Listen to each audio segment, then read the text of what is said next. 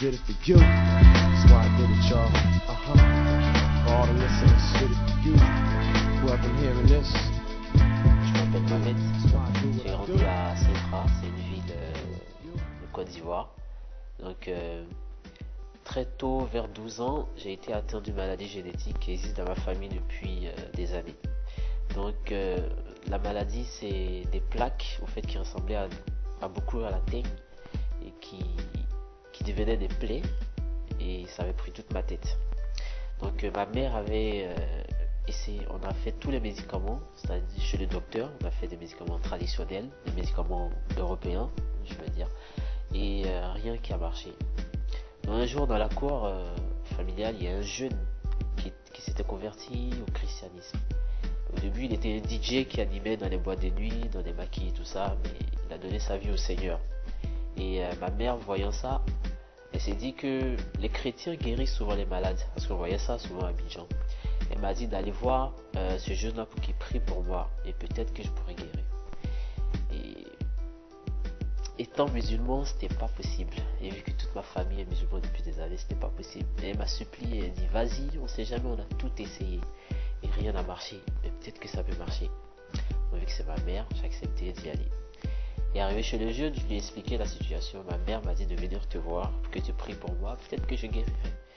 Et il a tout simplement répondu, Jésus, si tu ne crois pas, tu ne guériras pas.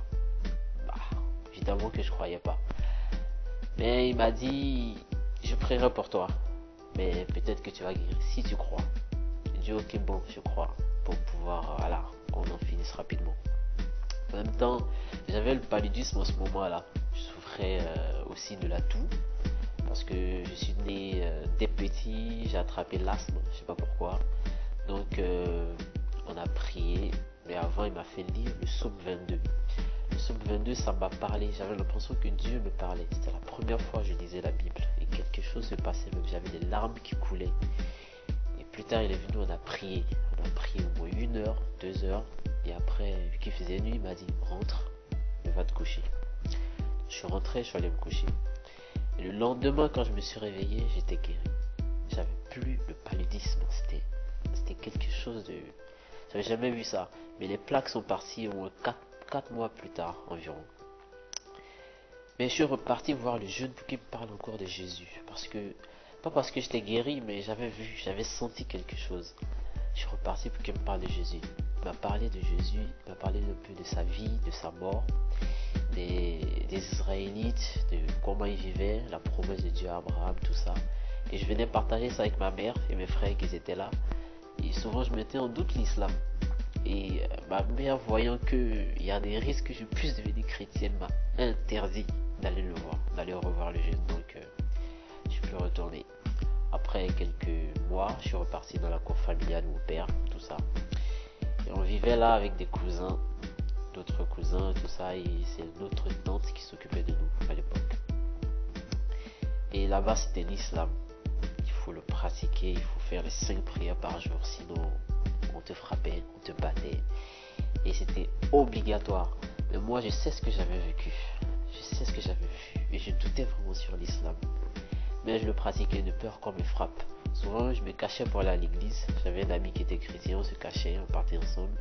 Et un jour, il y a un de mes cousins qui l'a su. Et il m'a menacé, il a dit, si jamais j'entends encore que tu repars à l'église, t'es mort. Et là, j'ai pris peur, je suis plus retourné.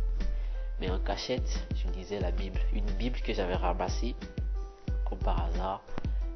On jouait au football avec les amis, j'ai vu un livre par terre où il y a le vent qui prenait les pages. Je me suis approché, j'ai vu que c'était une Bible. Et là, j'ai ramassé. Mais il y avait encore le psaume, j'adorais lire le psaume. L'évangile, je connaissais pas beaucoup. Donc bon, je m'intéressais pas trop parce que je me disais, je connaissais la vie de Jésus.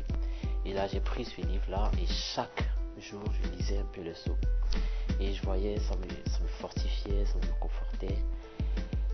Donc beaucoup de choses sont passées cette année-là. Et il y avait aussi la souffrance, on ne mangeait pas à notre faim. C'était dur, nos parents étaient absents, on était tous avec nos tantes. C'était vraiment dur. Donc j'ai voulu retourner chez ma mère. Mais c'était pas possible parce qu'elle aussi, elle avait beaucoup d'enfants et remariée dans son couple. Et elle pouvait plus me reprendre en charge. Et là, je me suis rappelé que j'avais un sauveur qui m'avait guéri. Et là, j'ai invoqué le nom de Jésus-Christ. Et les vacances qui ont suivi, j'ai une tante qui est venue de Paris. Et en une semaine, elle m'a dit, je t'emmène à Paris. Comme ça. Et là, j'ai dit, waouh, Jésus est vivant. Et je me suis retrouvé à Paris au bout d'une semaine. Elle est venue une semaine après, je me suis retrouvé à Paris. Et là, j'ai vécu ma jeunesse comme tous les autres adolescents. Les filles, les soirées, la boîte de nuit. J'avais même un peu oublié Dieu. Je priais de temps en temps que quand j'avais des problèmes. Et même quand j'étais exaucé, souvent je doutais même que c'était de Dieu. Le temps passait, et après ma situation administrative a été bloquée. On voulait pas me donner la carte de séjour, je savais pas pourquoi. Donc une fois j'ai changé d'adresse, je suis parti dans le 94 pour essayer de faire une carte de séjour là-bas, parce que dans le 93 c'est difficile. Et là-bas on m'a demandé mon certificat de naissance, qui était en anglais. On m'a dit de ramener un original traduit. Donc pour ça je suis parti aux États-Unis. Et là-bas j'ai un cousin qui s'est converti au christianisme depuis 2008. Et quand je suis arrivé chez lui, il n'y avait personne, tout le monde partait au boulot, tout ça, à la télé, c'était en anglais, je ne comprenais pas, je m'ennuyais. Et là, il y avait une Bible qui était déposée. Et là, j'ai pris la Bible, j'ai commencé à la relire. Et j'ai l'impression que Dieu me parlait. J'ai été marqué par une phrase dans la Bible. C'était n'aimez point le monde, ni les choses qui sont dans le monde.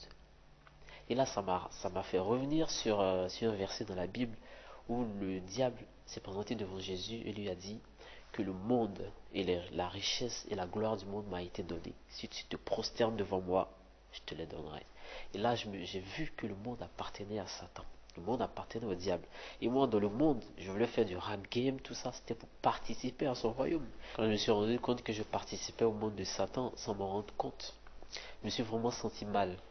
Je me suis vraiment senti vraiment triste au fond de moi d'avoir abandonné Dieu, de m'être aussi éloigné de lui, malgré que il a toujours été avec moi, il a exaucé quelques-unes de mes prières, et moi je me suis éloigné. Donc j'ai voulu vraiment revenir de toutes mes forces, et je passais des nuits à prier, j'ai même jeûné pendant une semaine. Je me disais au fond de moi que Dieu était trop fâché contre moi pour me pardonner. Je me disais malgré ça, même si je ne suis pas sauvé, même si Jésus vient et qu'il m'enlève pas avec lui, mais j'ai envie de le servir.